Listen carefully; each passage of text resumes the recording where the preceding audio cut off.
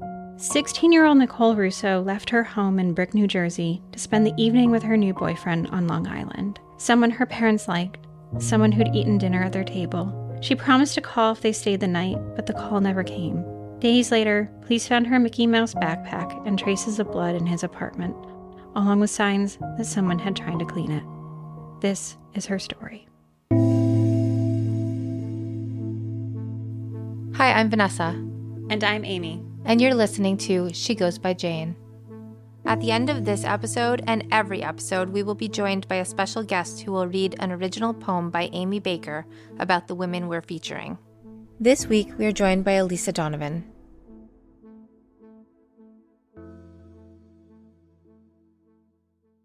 Hi, Vanessa. Hi, Amy. Vanessa, sometimes we chit-chat, but I don't have time for chit-chat today. So you're basically telling me to just stay quiet? Yeah, because this case, to be clear, like, thoroughly wrecked me when I was researching and writing the poem. So is this the one you told me last week that you had one that you've been working on that was very emotionally draining? Yes. Okay. I mean, there have been... There's been a couple, right? Okay. I mean, it always is emotionally draining, and sometimes it just, like, hits in a little different way that I just have to sit with for a while. This one is... Some have extra, like, ick involved, and I think that's what was happening. Yes. Okay. So, we're just going to get... I'm not sure what the ick is, but I know there was something extra. Yes, we're going to get right into it. So, okay. On the afternoon of Sunday, March 12th, 1995, 16-year-old Nicole Russo's new boyfriend stopped by her parents' house to pick her up. The plan was to drive from her home in New Jersey to his mother's home in Long Island. Though they just started dating, he was excited for the two of them to meet, and the plan to meet had been in the works for all week. As she gets ready, Nicole dons a dark-colored shirt, a gray skirt, white stockings, and some white sneakers before throwing on her dad's green silk jacket. She grabs a change of clothes, likely for the ride back or in case they end up staying overnight. But Nicole really wants to return home that night. She needs to be back in New Jersey so that she can be ready the next morning for her GED classes that she had just started taking. Just before leaving, she asks her dad how she looks. Her dad responds, "You look beautiful, honey." Nicole says goodbye, grabs her Mickey Mouse backpack. She's been carrying it everywhere lately. It's a replacement for a purse and sort of, for her, an ironic accessory. I think back in 1995, mine was a Winnie the Pooh purse, so yeah. I get it. Now, that will be the last time her father will see her. 3 days later, Nicole's Mickey Mouse backpack will be found shoved under the sink at an efficiency apartment in a rundown motel. But Nicole is nowhere to be found. Now, Vanessa, before we go much further, I just want to issue a content warning for this episode. Here, again, as She Goes by Jane, we talk a lot about tough issues and how they intersect with missing persons cases, but Nicole's story is particularly brutal, and it does include intimate partner violence. I mean, yeah, so it's brutal, intimate partner violence, and we are also talking about a 16-year-old child. Yeah. It's just everything bad that can be bad, right? Yeah, it's like the intersection of a lot of things that are particularly triggering for you, so... Yeah. Hopefully for most people. Yes. But definitely the age factor and the intimate partner thing is troubling. Now, Nicole, she's just a few years older than me, so I recognize her in like so many of my friends from that time. Like she was a true 90s kid, to be honest. My age, right? It would be 46 right now. So same. Now, so she is my age. Yeah. Now, Nicole, she's the oldest child of Donna and Frank, and her family had moved from Union City to Brick, New Jersey when Nicole was just 18 months old. They wanted to escape the threat of crime, and Brick seemed like a good fit for them. By the time Nicole was a teenager, they were actually a family of 5, although there was a big age gap between the kids. It's a pretty wide age gap. Mm-hmm. Like Nicole, she would be 15 by the time her youngest brother, I believe, was born, so... And her father, he was an aircraft mechanic, although he was on permanent disability, and her mom worked as a sorter at the Ocean County Recycling Facility in Lockwood. And Nicole, well, she made their house a popular destination for all of her friends. That's likely because the teenager was well-liked. Her father said Nikki would do anything for anybody. Instead of worrying about herself, she would help other kids. This is likely what drove people to their home. Like her father said she was like the mayor of Shore Acres. By late 1994, Nicole had actually undergone some transitions. That summer, she'd had surgery for scoliosis, which meant having a steel rod inserted in her spine. My sister has had that surgery. Yeah. Yeah. So I don't personally know what that feels like, but I've witnessed it. And one of my close friends in high school had it as well. Mm-hmm. It's not a little thing to recover from. No. So she No. had that happen. That's major. That's major. Right. The other thing that's going on for her is she's has little interest in school. Her father said, in his words, she's a smart kid, but you'd never know it from her grades. So it's not surprising that to her, school attendance was a bit patchy. Her friend Candace said, I used to cut classes with her and hang out in the bathroom and smoke cigarettes. By that November, Nicole, she asked her parents if she could drop out of school. And they apparently reluctantly consented. They knew Nicole was someone who just wanted to do things her own way rather than following a sort of a prescribed route. So while her friends were still getting ready for the school day, Nicole was working at Chuck E. Cheese, even though her dream was to become an auto mechanic. But the other big thing happened in Nicole's life was her breakup with her boyfriend, Brian. Brian lived in New York City, but he actually spent the weekends at his aunt's house in Brick. And the two had dated for 2 years, but that November their relationship also ended. They still managed to be friends, but the breakup hadn't been easy. And he's obviously not the partner involved in... No. Because Nicole, she meets someone else. Now, there's two versions of where the two really connect. One is at a pool hall where their local teens tended to hang out. And the other, he served as a driver for a New Year's Eve trip to New York City to ring in 1995 from Times Square. Whichever was the case, the two likely knew each other only in a friend of a friend kind of way. Because though they'd attended the same high school, he was actually 3 years older than Nicole, which meant their paths didn't cross much. Still, most sources agree that the two started hanging out more often at the start of 1995. So much so that he ate a lot of meals at her parents' house. And Nicole's parents, they liked him. They seemed to like him for Nicole as well. He was older and lived on his own, sure, but Nicole didn't actually fit into the mold of your kind of typical teenager. And he seemed to treat her really well. And honestly, they might have felt badly for him. His mom lived out of state, and his dad had been murdered in 1987 when this guy was just a kid in what cops had started calling a gangland-style killing in New York City. But by the end of April, the two were officially a couple. Nicole had started taking GED classes at the urging of her contact at the Ocean County Private Industry Council, where she'd taken vocational classes before. They encouraged her to focus on that so that she could move forward with her career goals. So Nicole's new boyfriend and her dad ferried her to and from her classes. Her dad, Frank, he was thankful for it. It was a shared task in making sure that Nicole was able to pursue her dreams. On March 11th, the two attended a local St. Patrick's Day celebration in Seaside Heights and then spent some time at Nicole's house. But Brian stopped by. Brian's the ex, remember? Mm-hmm. Now, Nicole's new boyfriend, Al, as we're now going to refer to him, agreed that he'd give them some time to hang out without him. Al left Nicole's house, and then Brian and Nicole prepared to go on a walk together. Nicole's mother, who'd been home at the time, knew Elle had agreed to leave the two to talk, which is why when she left to go pick up her husband, she was surprised to see him headed back towards the house. There's not going to be any trouble here, right? She recalled asking him, but Nicole stepped in. She assured her mom that everything was fine, and eventually Nicole and Brian were actually able to go on their walk without accompaniment. Now, it's not clear what was said on that walk, but it's clear that Brian didn't just want to stay friends with Nicole. So maybe it was the fact that she was dating someone else, or maybe he just realized how much he missed her, but he wanted Nicole back in his life. By the time Nicole returned home, she felt reasonably confident that she wanted to be with Brian. After all, he'd been a very central figure in her life. Okay. Which obviously she's made the right choice, but I'm referring to her new boyfriend by the initial right. L. So choosing Brian was the right choice, but is this what's triggering L? Well, yeah. So for new listeners, we're using the initial L because we don't use perpetrator names. Mm-hmm. So anytime that it's just an initial, it's very clear who a perpetrator might be or a person of interest in a case, right? Mm-hmm. So yeah, this is not going over well with L because he can tell something's up, right? Right. So when Nicole and Brian come back from their walk, like, she is likely to have been surprised to find Elle just like sitting in her driveway waiting for her, despite the fact that he said that he would give her time with Brian, right? Now, she took her mom into the bathroom and shut the door, and there she burst into tears. She loved Brian, but she had just started this new relationship with Elle. I'm pretty mixed up, she told her mom. Mm-hmm. She asked her mom to actually go out and maybe be the person to tell Elle that she needed a few days to think about what she wanted.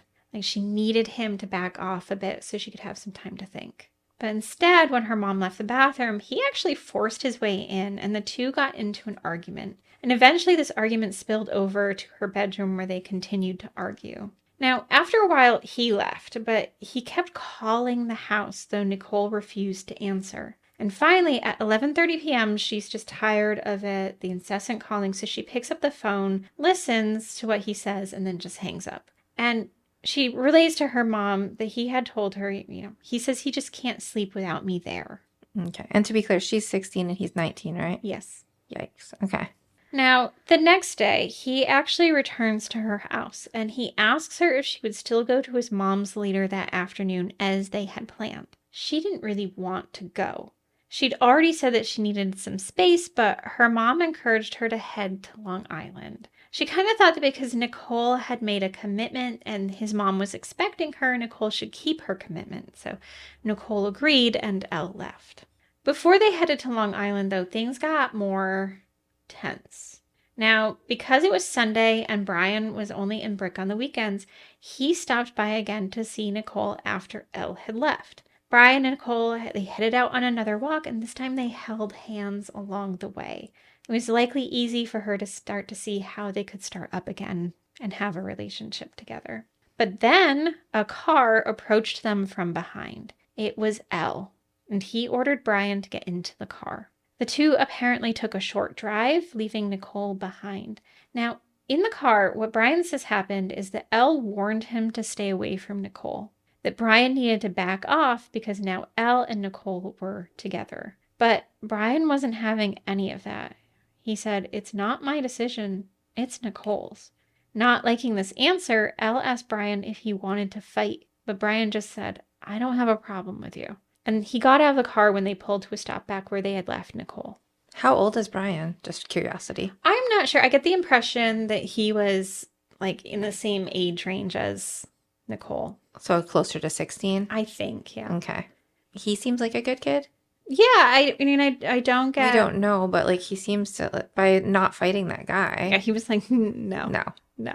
Now, when Brian got out, he was just likely over Elle, but Nicole actually went to speak with him briefly, and then Elle left. After, as Nicole and Brian walked back to his aunt's house, Nicole told Brian that she told Elle that she was breaking up with him, that she had decided that she still wanted to be with Brian.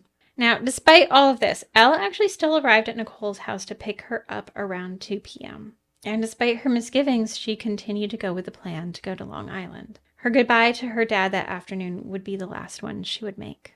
Okay, first off, I'm surprised that she went anywhere with him, but also, can you remind me again what the Long Island thing is? Yeah, so despite the fact that Nicole and Al have been dating for about 2.5 weeks at this point, he really wanted her to meet his mom, and she lived out on Long Island.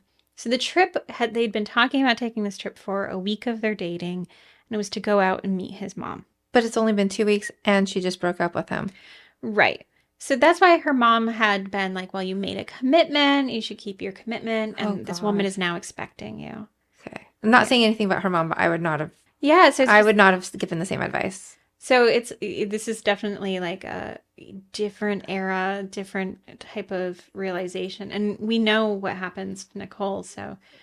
But yeah, I think her mom was regardless, like, even if you thought that the guy was the best guy ever, wouldn't you be like, oh, I don't think it's a great idea to do that just because now you're in a relationship with Brian? Like, it's not respectful for Brian. Yeah. In my opinion, it's better to break the so-called commitment than to be kind of being weird with your ex when you're trying to get into a new current relationship. Right. So what I understand and what I believe, and like I feel so terribly for her mom. Obviously. Yes, obviously. I'm not saying that what she said was wrong, but it's just like, I think I have the flip side of thinking of what is more of a commitment. Well, yeah, because I think if you go back to the 90s, right? Mm-hmm. And you start thinking about the culture of the 90s, particularly for women, and it was very much like be nice, don't upset people, keep your commitments, etc., etc. Like how many times remember like Oprah had to do how many shows telling women to trust their intuition, right? Because like we weren't. Right. So I was raised in a household where I was told to speak up, and I still think I was overly polite. Like looking back. Yeah. Like even with my parents constantly telling me like, do what you need to do. Mm-hmm. I think I still, just because of like the culture. Right. You don't want to be that one sticking out as kind of like the girl that's always going against everything, right? Yeah. So I get it. Yeah. Now, when Nicole left, so things are going to get complicated here. There's a lot of names and situations happening. But when Nicole left, she told her dad she would give him a call if she decided to stay overnight. The next day, with Nicole still not being home and she hadn't called, her dad was worried. First, he thinks it's possible that she could have been like running behind and just ended up driving back from Long Island that morning and maybe went to her classes. So he called the school to see if she was there. She wasn't. Next, he looked through Nicole's address book and found Elle's beeper number because it's the 90s and people had beepers. Yeah. So this was written inside her address book. So he called that, and a few minutes later, Elle called back. Elle, too, he was concerned that Nicole wasn't home. He said that the night before she'd asked to be dropped off in Brooklyn so that she could pick up her pager that she'd left with Brian. Elle said that he'd actually left her at 93rd Street and 7th Avenue at around 9:30 p.m. She was supposed to text him when she was ready to be picked up, but he said she never did. Now, Nicole's father, he's trying to piece together exactly where his daughter was. And he's now realizing that Elle left her in like the city at night. Mm-hmm. So he presses Elle. He asks Elle how could you leave her alone in the city like that at night? But then Elle has a confession. He says the two actually had gotten into an argument in the car about her wanting to see Brian, and that she'd gotten out of the car and then she took her radio and her clothes and her arms and just left. Now, Nicole's dad, he specifically asked if she had her backpack with her, since she's using this as her purse. This has all of her essentials in it. But Elle said he thought she might have left it back at his place. Now, he sounded apologetic. He's now realizing that he could have left Nicole in a bad situation. So he was in Long Island and he decided to return to his mom's after Nicole left. But he asked her, did her dad want him to go back to New Jersey to help him look for her? And Nicole's father, he said he'd welcome the help. So now knowing that Brian should have been with Nicole, her dad called Brian's beeper. Like Elle, he returned the call right away. And Nicole's father told Brian that Elle had dropped Nicole off near his place the night before, and he was worried that no one had heard from her. But Brian said Nicole hadn't been to his place that night, and he hadn't heard from her either. But he too was worried that something could have happened to her after Elle dropped her off. So Brian said that he and his family would start looking in Brooklyn, like scouring Brooklyn for her. Now, Nicole's family was probably just realizing that something was very wrong. Mm-hmm.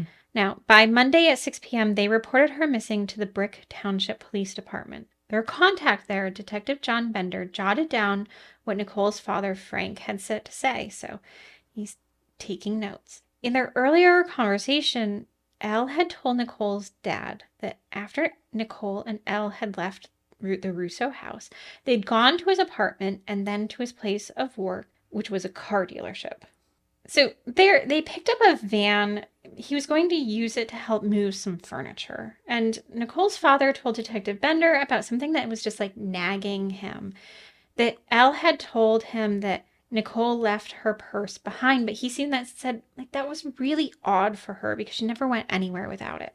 Now, following the easiest route, Detective Bender used Elle's beeper number to contact him, and like Nicole's father, Bender got a call back right away, and Elle told him the same story that he told Frank, Nicole's dad. He also provided his home address in Seaside Park. Next, Bender called the Seaside Park police and gave them this address he was given, but he was told it was made up. We'll be back in a moment.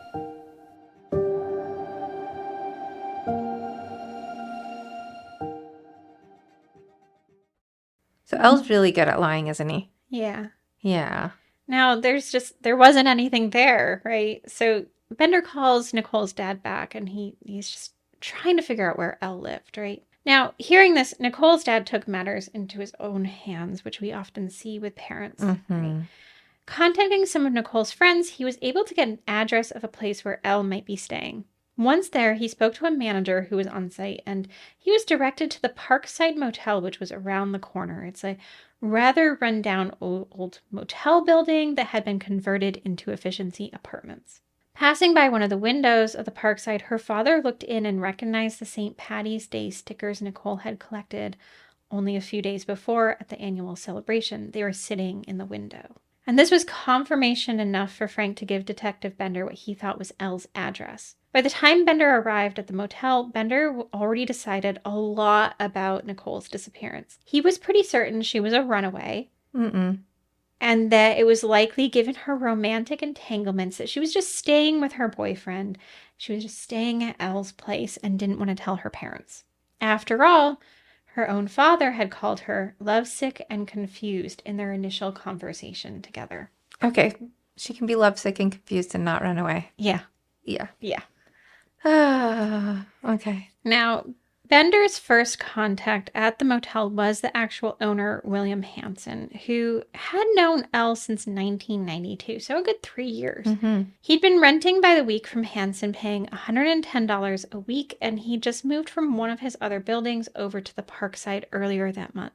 It was a Sunday through Saturday rental, and though it was now Wednesday, Elle hadn't paid his weekly rent. This wasn't actually unusual for Elle. He was often late, but he was always good for the payment. Now, Bender and Hansen went to the unit, and they were joined by a maintenance worker to help Bender enter the room. Because even though Bender thought Nicole was missing voluntarily, Elle was actually an adult, and harboring a runaway teen is a problem in itself, right? Even in the 90s. Yes. Now, when the maintenance worker opens the door, it's in disarray. A 9-foot by 10-foot section of the carpet and carpet pad was cut out and missing, as were the couch cushions. Taking it all in, Hansen, the owner, tried to rationalize the unusual sight. Elle had talked about hating the carpet, after all. Now, glancing around, Bender actually noted that there's a woman's blouse and pants on the couch, as well as some school books with Nicole's name on it on the table. That must have been what she'd been using to study for her GED. And there, stuffed under the vanity, was Nicole's Mickey Mouse backpack, the one her father said that she never went anywhere without. It's like everything's so obvious. Yeah. Yeah. Now, despite the fact that seems pretty obvious. It's super obvious. We're cutting out carpet pad. Her stuff is there. Couch cushions missing. Yeah. Obvious. Now, despite you're still going to say despite, though, right? I am. Oh, no. Okay. Because despite that, go ahead. Bender still thought that they could be dealing with a runaway. So no. He left. No. Yeah. Oh, my God. Now, he does come back later to the Parkside later that evening, and he's just hoping to run into Nicole. Like, their paths will cross, right? But the carpet. Right. The cushions. Her stuff. Is Bender still alive? I don't know. Can we write him a letter? Like, some concerns here. Now, he goes to the Parkside. He's hoping to run into Nicole. Who he runs into is a man named Robert, and what Robert had to say changed everything. Now, Robert, he said he'd only seen Nicole a few times before. One was on March 6th when she'd helped Elle move into the efficiency apartment, which was next door to Robert. He also saw her around 5 p.m. the same day she disappeared. He said he saw her and Elle drive up in Elle's Subaru, and Robert's description of Nicole's clothing was close enough to match that this was confirmed. Now, Robert was waiting for some friends, so he had been sitting on a bench outside his apartment, which actually happened to be almost directly beneath Elle's window. With his head against the wall, he said he could hear muffled voices inside. A few minutes later, he said Elle came out of the apartment and asked Robert how he was doing before he went back in and then immediately emerged again. Elle then walked around the corner to the 7-Eleven. Robert said it was strange because even though it was only 40 to 45 degrees outside, Elle was wearing an open flannel shirt, ripped jeans, and didn't have on any shoes or socks. Okay. Now, Robert said that he looked around the corner and Elle had actually gone into the 7-Eleven and came back out with a bag and returned to his apartment. Now, Robert, he grows tired of waiting for his friends, so he goes back inside his own unit and then later on decides to head to the 7-Eleven himself to get some painkillers for a headache. He said at that point he actually passed by Elle, who was using the payphone outside the store. Again, Robert thought this was odd because Elle had a phone in his own apartment, plus he was now shirtless, shoeless, and had changed his jeans. Robert saw Elle slam down the phone and then walk away. Later that evening, around 9 p.m., Robert heard a thud on the adjoining wall between their apartments and then another one a short while later. He then witnessed Elle go to the van parked out front and open the door of the van. Going into the apartment, Elle came back out carrying a large roll of carpet over his shoulder. He then drove away. This is like the most obvious anything that's ever happened. Yeah. Elle wasn't even trying. Well. And Bender, like, come on. Right. I mean, thankfully, Robert was like, I saw the whole thing. Yeah. Now, Bender, he's likely quickly going over the timeline in his head because Elle had told him and Nicole's father that he'd left her in Brooklyn at 9:30 p.m. Mm-hmm. But Robert was adamant that Elle had been at his apartment at that time. And just as quickly, Bender likely realized that Nicole had not run away. Good for Bender. He finally caught up. Yeah. Now, this time, when Bender called Elle's beeper, he got no response. So instead, he placed a call to the Major Crimes Unit of the Ocean County Prosecutor's Office. With search warrants in hand, investigators began combing over the apartment. They found some of Nicole's clothes and bloodstains on the couch. They also found blood on the bed frame, a chair, a bureau, the door frame. But the real story became more apparent after Jeffrey Thompson of the Ocean County Sheriff's Department sprayed luminol in the apartment. Now, luminol reacts to oxidizing compounds in blood, causing them to light up in a darkened room. And after investigators could see that blood had been on the lower portion of the front door, the side of the television, the floor near the couch, and the kitchen and bathroom floors. Circular motions in those rooms indicated that it was likely there had been a lot of blood that had been cleaned up. Do we ever find out why there was so much blood? Yeah. We're going to get there? Mm-hmm. Okay. Now, the van that Elle had borrowed and that Robert had seen was actually located at Elle's mother's apartment in Long Island. She hadn't seen Elle for days at this point, she said, but the van was still there and it was brought back to New Jersey for evidence processing. They did not find blood in the vehicle. They did find carpet fibers, but those were too common to be fully conclusive. On March 17th, though, the evidence that something had happened to Nicole was quite strong, so police issued a warrant for Elle's arrest. It would be days before he was found. What happens next does center on Elle, not Nicole, but it's necessary to understand the full picture of what likely happened that weekend. So on the morning that Nicole went missing, Elle placed a call. So we have to go back in time. So this is the morning she went missing. Elle placed a call to a young woman named Susan. Susan had dated Elle for a little less than a year in 1992 and 1993. Susan, wary of Elle and no longer involved with him, actually began recording the phone call. She did not trust this guy. I guess not. During this call, Elle said that he wanted Susan to come and be with him because he was upset and worried that Nicole might leave him. Susan said he was crying a little, and he said, "Nobody's ever there for me. I don't expect you to be there for me right now either, okay?" Now, Susan, she is not about to go visit Elle. She later described him as controlling and obsessive.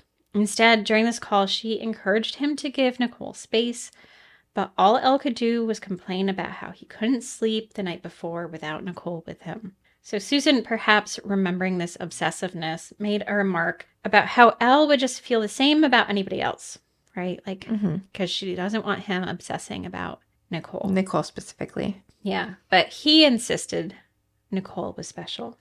The call to Susan wouldn't be the only one he would make. Now, Robert, remember, his next-door neighbor had said that Elle was on the payphone and slammed it down when he saw him that evening. That call had actually been to Elle's friend, Bob, but Bob's brother, Anthony, had been the one to pick up. Anthony would later say that it sounded like Elle was crying, and Anthony asked if he could help. Al said only that he'd done something bad but couldn't talk about it. Before hanging up, he said, "I just want to die." Later, on March 13th, nearly 48 hours after Nicole went missing, what we now know is that Elle actually showed up at his younger sister's school. She would later recount how he asked her to go with him, something she was reluctant to do. She didn't want to leave school with him, but he insisted. Once in the car with him, he told her his plan was to steal a car. And his plan was to go hit up some private car sales, like people selling their own cars, and then simply leave with the car if anyone let him test drive it alone. With this, they were actually unsuccessful. Nobody was letting them drive the car on their own until they hit up a car dealership where he left the lot in a Cadillac. And then he drove to a parking lot and switched the plates with his Subaru. And he left the maroon Subaru behind. It's a little bit unclear where he went from there, but we do know that on March 17th, Elle placed a call to his uncle's home in Connecticut. His uncle Bernard wasn't home, but his Aunt Nancy answered. He asked her to pick him up from the train station because he was in deep trouble. When she asked why, he pushed off answering. But when she got him, he told her that his girlfriend was missing in Brooklyn and that for some reason people suspected that he had something to do with it, so he had to get out of town. But he assured Nancy that he had not done anything wrong. By the time Bernard got home, Nancy had to have been desperate to talk to him. So she greeted Bernard at the door, and Nancy quickly relayed what she'd been told by Elle and then cautioned him that she didn't believe him. Now, when Bernard and Elle spoke, he first said the same story that he told Nancy, but then he'd asked to speak to Bernard alone. In the living room, Elle told Bernard that he had a fight with Nicole and that he'd hit her in the head 6 or 7 times with a crowbar. When Bernard asked if Nicole was dead, Elle said yes, and he was sure of it because he'd gone back and slit her throat. Yikes. Yeah. And he was confident, though, you're going to love this because everything being so obvious. He was confident, though, that he wouldn't get caught because he'd cleaned up the blood. But he did admit that he messed up by leaving one of his shirts behind. He didn't really clean up all the blood. No. Also, cutting out your carpet. And carpet pad. And throwing out your cushions is not cleaning up the blood. No. Okay. Now, he also said that he'd wrapped Nicole's body in 6 or 7 garbage bags and then drove to Long Island where he placed her body in a dumpster. Now, terrified for his own teenage daughter's safety, Bernard gave Elle $200 and told him to leave. And then, as soon as Elle was out of sight, Bernard and Nancy called their lawyer, who contacted the New Jersey police. Meanwhile, Elle fled. I'm not going to go too much into him, but he was picked up in California at LAX, where he'd gone to pick up a ticket that was purchased under an alias he was using, because he also happened to have stolen his high school classmate's identity. This is weird because in my research this week, I came across basically the same version of this, but a different person. But, really? Yeah. Are we going to be covering? Yes, we are. Yeah. Oh, okay. So people will get to hear that weirdness later. But yeah, so he stole his high school classmate's identity, So strange. tried to get a plane ticket, etc. Right? When he was arrested, he was actually on the phone with his mom. Now, on the way back to New Jersey, because he gets extradited back to New Jersey, Elle said to the officer, whose name was Hayes, who was transporting him, he said, "I'm going to be 49 years old when I get out of jail for this." Hayes told him to be quiet, but Elle asked if there was any chance a person convicted of murder would do less than 30 years in the state of New Jersey. In April of 1996, a little more than a year after Nicole went missing, a probable cause hearing was held in New Jersey to determine if a trial would move forward for murder. The Superior Court judge stated, "Based on the evidence here today, I'm satisfied there's probable cause to believe that a crime of homicide was committed in Ocean County." Now, before he went to trial, Elle was offered a plea deal to avoid a harsher sentence if convicted. He refused. "I didn't commit the crime," he said. "I don't know where Nicole Russo is. Even if it was probation, I'd turn it down." But he'd already told several people he did this. Okay. Don't worry, he's trying to solve that. Oh, is he? Yeah. Oh, Yeah. oh, okay. He's on it. Now, when the trial began, Frank and Donna, Nicole's parents, were the first witnesses called to the stand, and the prosecutor asked Donna, Did you have anything to do with Nicole going to Long Island? To which Donna replied, I told her she made a promise and she should keep it. And so sometimes, Vanessa, we get notes from family members of the missing. So I just wanted to add here in case it reaches the right ears. Like, you could not have known that this would happen. Mm-hmm. Now, during the trial, the defense tried to malign Nicole. They painted her as depressed and out of control teen, largely because she'd been in a crisis intervention center when she was 13 years old, and because she was prescribed medication her dad freely admitted that she didn't want any part of. Now, also pivotal were the statements that Bernard, Elle's uncle, had made. Providing any testimony in this trial had to have been terrifying, because something I have not mentioned yet is that while awaiting trial, Elle attempted to hire his cellmate to murder his uncle and to prevent him from testifying. Oh, wow. So he went to extreme measures to try to cover it up. Yep. Now, he felt that if this didn't work, one of his plans would be to have his cousin, Bernard's teenage daughter, murdered as a way to compel Bernard to keep quiet. Wow. He's really I can't believe that they're actually saying that because she was depressed. Like, what does that have to do with anything? Yeah. Ugh.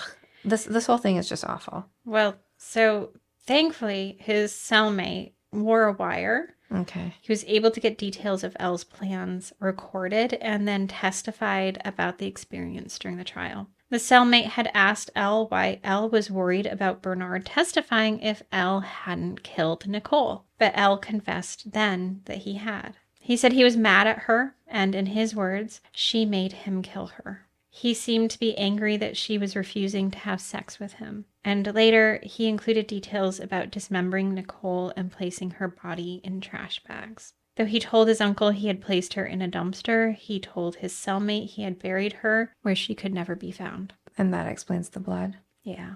Now, based on these testimonies, Elle was convicted to life in prison with a mandatory 30-year period of parole ineligibility in Nicole's murder. He was also sentenced for attempted murder and conspiracy.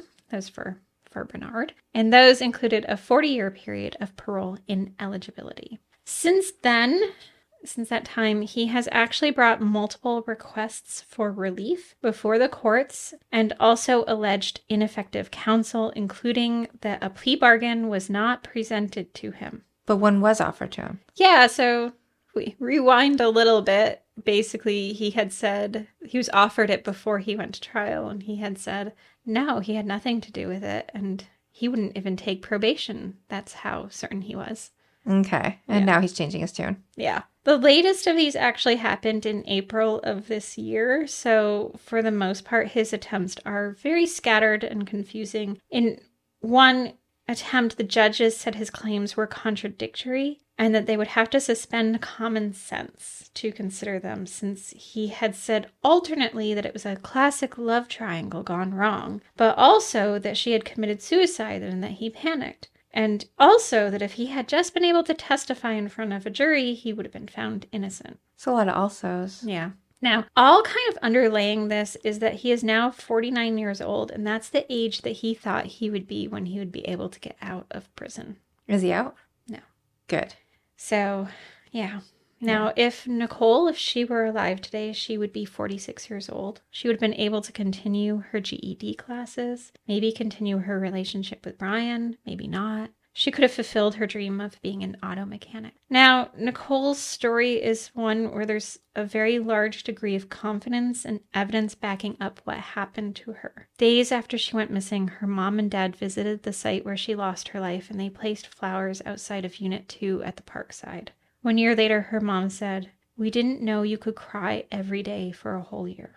Though an in-depth search of landfills had been conducted, the stark reality was that Long Island's they incinerated their trash, meaning if Nicole had been placed in a dumpster, it would likely mean the same for her. Still, they were hopeful that they would at least be able to find the steel rod that had been inserted in Nicole's spine the year before, but their search was unsuccessful. Her parents kept Nicole's room the same, and without the ability to bury Nicole, it actually became a place for Nicole's family and friends to go and think of her. Her mother said, "That's the only place we have to go. There's no closure for us." Over a year after she disappeared, Nicole's belongings had been much the same when a reporter visited the family. The dresser held a green shamrock sticker from the St. Patrick's Day parade she'd gone to with Elle the day before she disappeared. A 1960s hat rested nearby. And because she loved poetry, scrawled on the mirror in her own script were some lines of poetry taken from Langston Hughes. It read, "Hold fast to dreams,